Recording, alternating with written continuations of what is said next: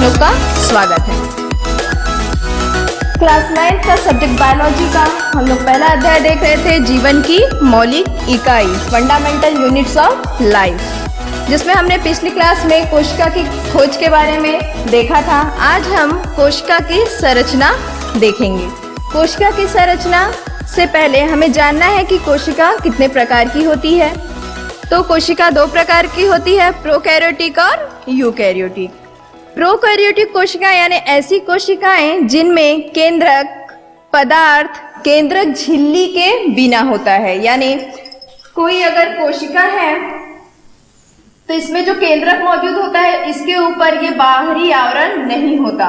इसमें किसी तरह से ये जो केंद्रक का पदार्थ है ये कोशिका द्रव्य में मिला होता है। तो इस तरह की जो कोशिकाएं होती हैं उसे हम प्रोकैरियोटिक कोशिकाएं कहते हैं। इसके ऊपर किसी भी प्रकार की कोशिका झिल्ली नहीं पाई जाती।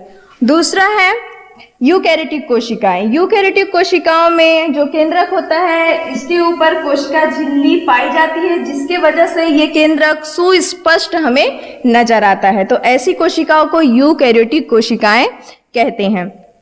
यूकैरियोटिक कोशिकाओं के उदाहरण हैं पौधे, जंतु, ये सभी यूकैरियोटिक कोशिकाएं हैं।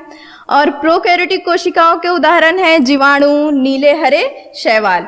ये सभी हो गए कोशिका के प्रकार के बारे में। अब हम देखेंगे कि कोशिका की संरचना कैसी होती है। पिछली क्लास में मैंने आप लोग को बताई थी, ये जो कोशिका होती है मुख्य 3 अंगों से मिलकर बनी होती हैं।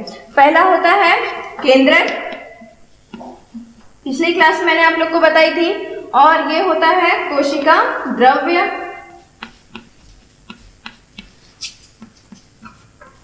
और ये होती है प्लाज्मा झिल्ली। तो ये सभी हो गए कोशिका के अंग। इसके विभिन्न और अंग होते हैं जिसको हम स्पष्ट रूप से आगे देखेंगे। सबसे पहले हम आज देखेंगे कि प्लाज्मा झिल्ली क्या होती है। प्लाज्मा झिल्ली ये कोशिका के ऊपर की सबसे बाहरी परत होती है, जो कोशिका को क्या करती है, कवर करके रखती है। और इसका कार्य क्या है, ये बाहर के पर्यावरण से अंदर के पर्यावरण को अलग रखती है। कोशिका के अंदर जो भी वातावरण है या कोशिका के बाहर जो वातावरण है, इससे अलग रखने का कार्य किसका होता है, प्लाज्मा झिल्ली का होता है। ये क्या है, प्लाज्मा झिल्ली है।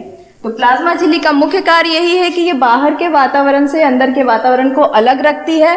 साथ ही साथ इसका एक और काम ये है कि बाहर से किसी भी पदार्थ को या अंदर से किसी भी पदार्थ को अंदर बाहर आने जाने की जो अनुमति देने का कार्य है वो भी किसका होता है, प्लाज्मा झिल्ली का होता है। प्लाज्मा झिल्ली कुछ मुख्य यानी कुछ चुनी हुई चीजों को ही अंदर बाहर आने जाने देती है। इसीलिए इस झिल्ली को वर्णात्मक पारेगम्य झिल्ली भी कहा जाता है। वर्णात्मक पारेगम्य झिल्ली इसलिए कहा जाता है क्योंकि कुछ चुनी हुई चीजों को ही अंदर आने और बाहर जाने देती है।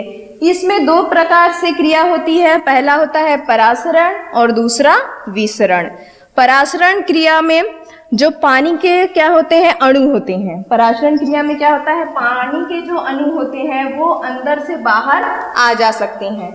जहाँ पे पानी का कॉन्सेंट्रेशन यानी कि पानी की जो सांद्रता है जहाँ अधिक होती है, अगर बाहर पानी की सांद्रता क्या है, अधिक है, पानी यानी H2O, बाहर कोशिका के बाहर पानी की सांद्रता अधिक है और अंदर कम है।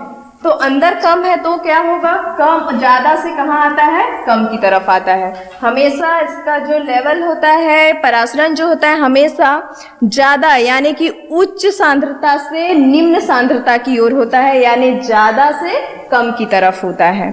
अगर कभी उल्टा भी हो सकता है, ये हो सकता है कि कोशिका के अंदर ज्यादा पानी है और बाहर कम है तो अंदर से बाहर की तरफ होगा। तो पानी के अणुओं का जो क्या होता है, आदान प्रदान होता है, उसे हम परासरण कहते हैं। आज की क्लास में हमने परासरण को पढ़ा, आगे की क्लास में हम विसरण को देखेंगे।